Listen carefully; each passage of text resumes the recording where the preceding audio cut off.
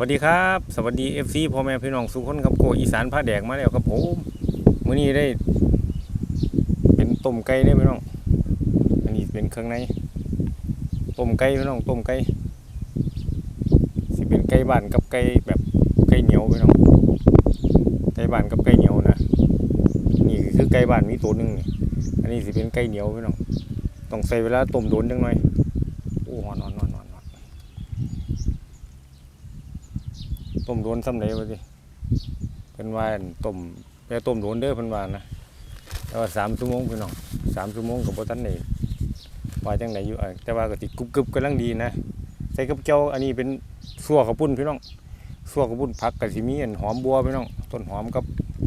ผักกระเสียดผักกระถินบรรยากาศไถนาได้พี่น้องฟังเสียงเพิ่นไถนาไปนำใส่ข้าวเหนียวครับนั่นนะวัดหาลง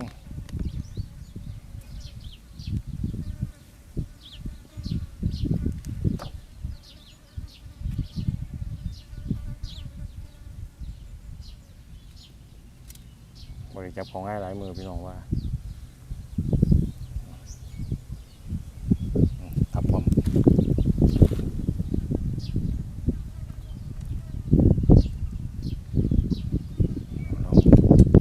โอ้เนื้อกำลังเปื่อยดี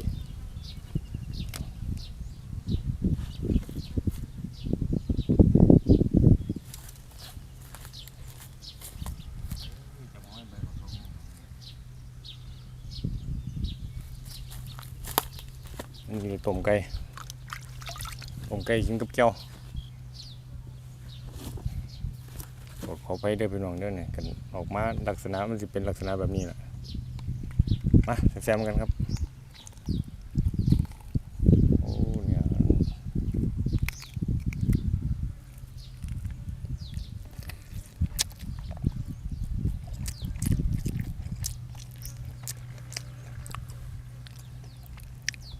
เนื้อนี่สิแซ่บพี่น้องสิมีความหอมนึบ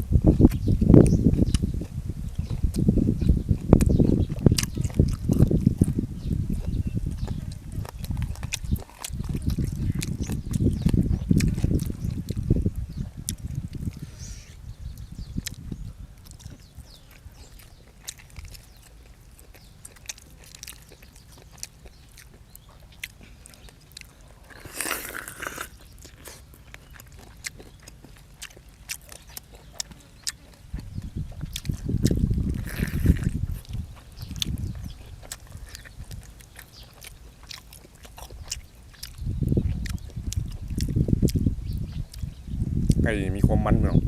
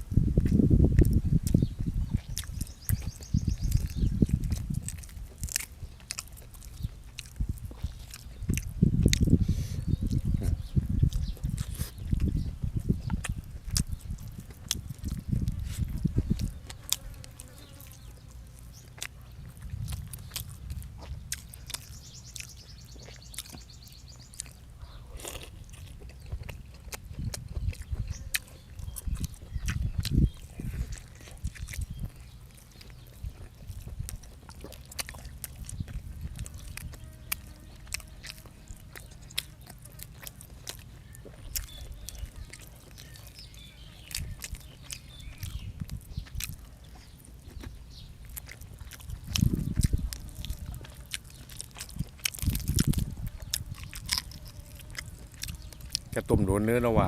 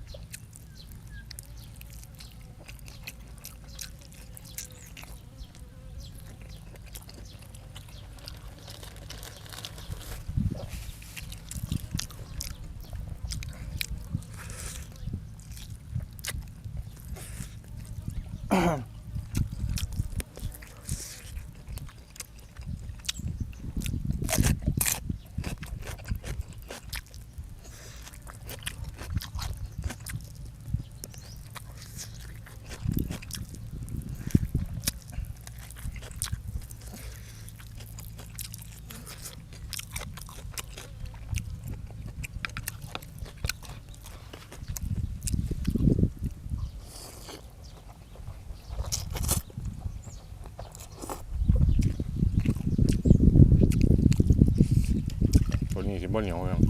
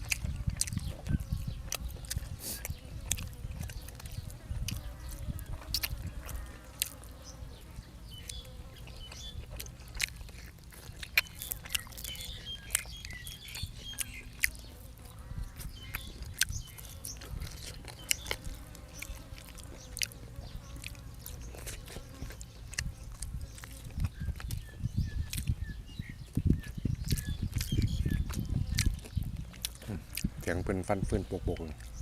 ๆเอาฟืนนะ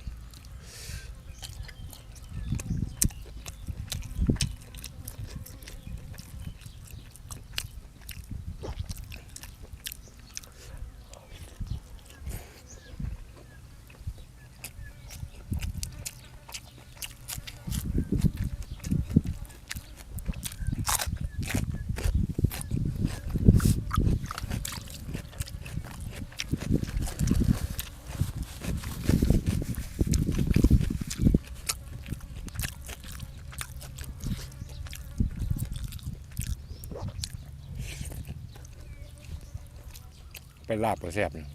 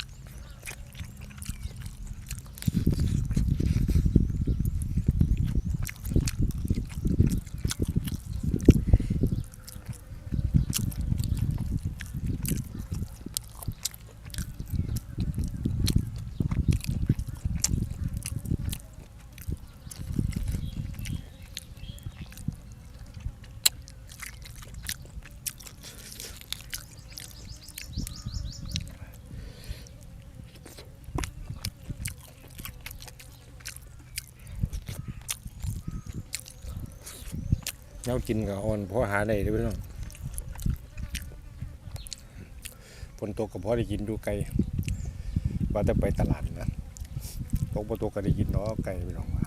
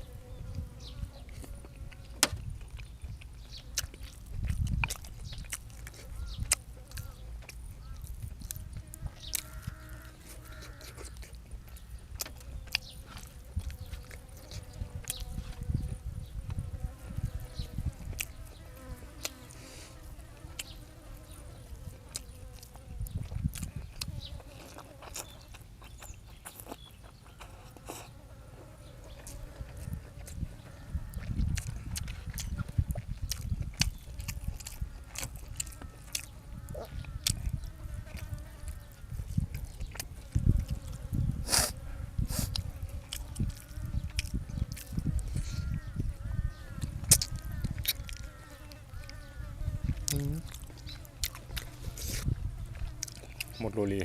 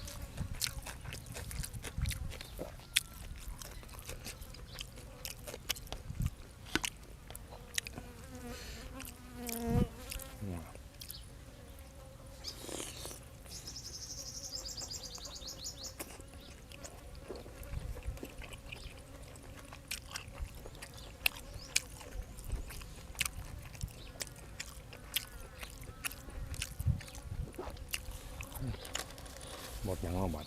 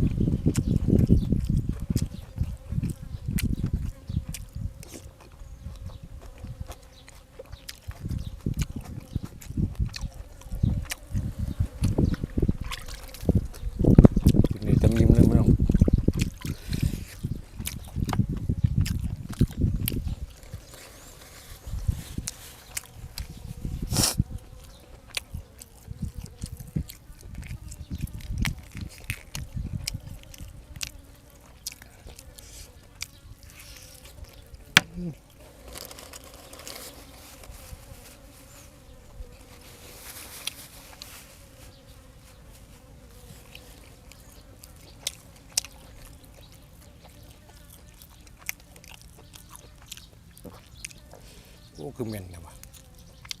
บ้านนั้นนะบ่แม่น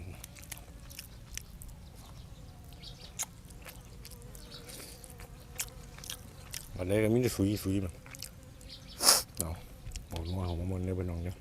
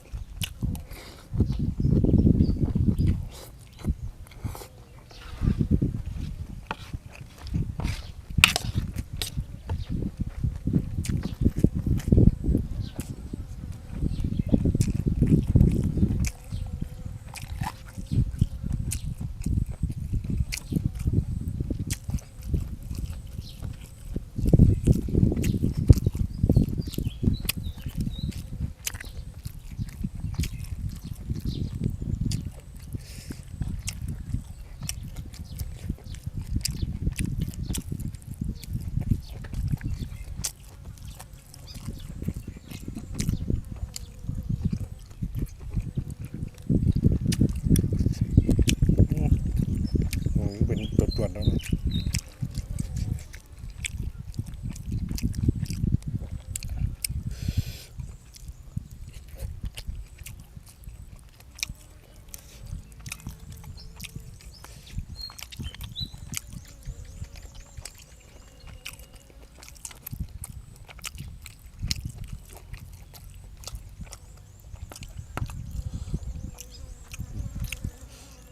โรงเรียนมันติชิวอยู่น้อยๆเป็น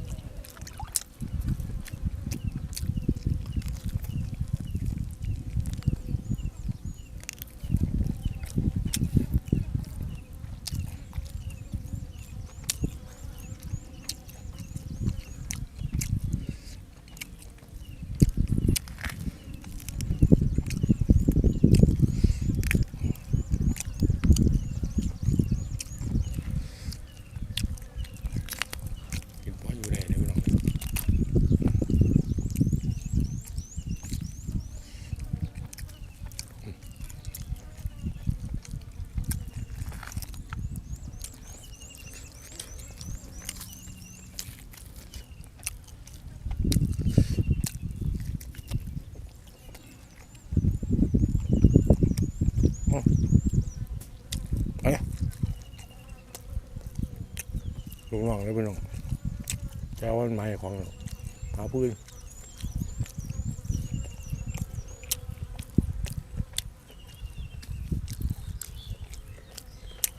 เอาไป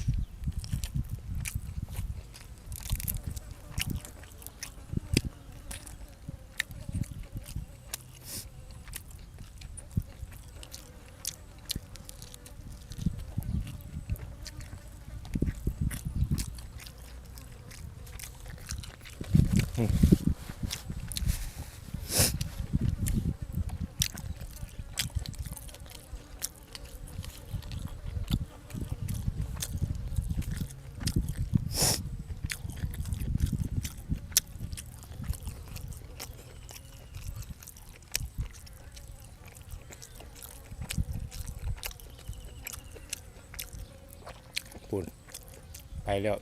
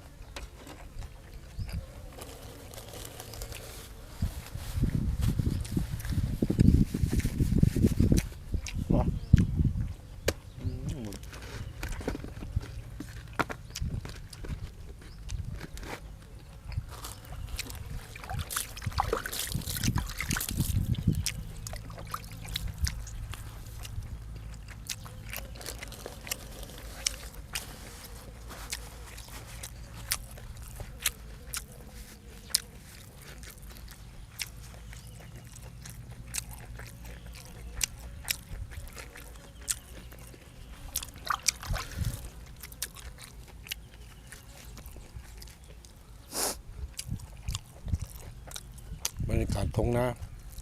ฝนตกลงมาแล้วหญ้าเขียวพี่น้อง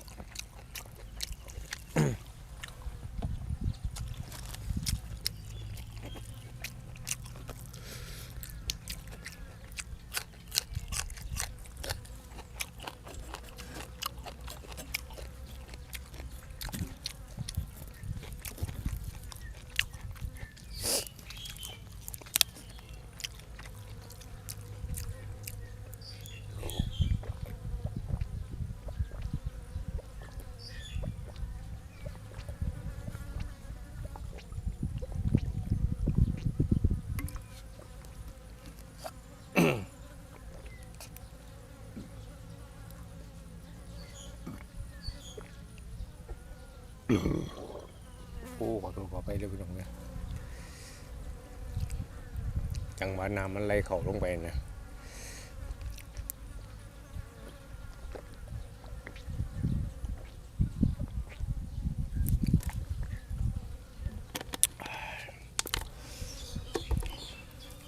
เราพาเบิ่งบรรยากาศจังหน่อยพี่น้องบรรยากาศตรงให้ตรงนั้นนะบางหม่องก็ไทยมุดเลี้ยวบางหม่องก็บ่ทันไถ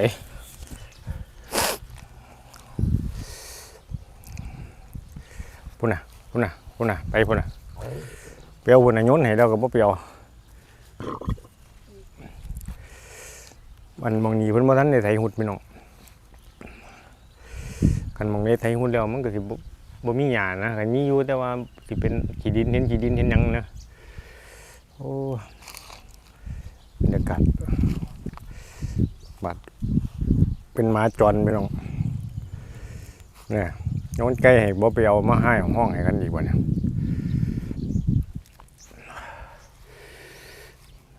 โอ้เผ็ดพี่น้องเนาะอันนี้สิเป็นโพ้นมะขามพี่น้องโพ้นขามกับโพ้นไข่มะขามนี่อยู่ในพุ่นมีแต่นี่สิเป็นต้นผักกำพี่น้องอันนี้ขั้นสมกับแซ่บได้นี่ผักกำเขาจะเป็นผักดองนะผักดองกินกับป่นกับอย่างกับแซ่บต้นผักกำอันนี้ต้นไข่โอ้ถึงเผ็ดถึงนั่นบัดเนี่ย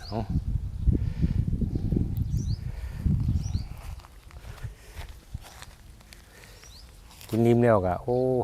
ไปต่อพี่น้องไปยังไงดีภาระหน้าที่ของคือเขาล่ะต่างคนต่างกับมีหน้าที่เขารับผิดชอบคือกันแต่ว่ากสิ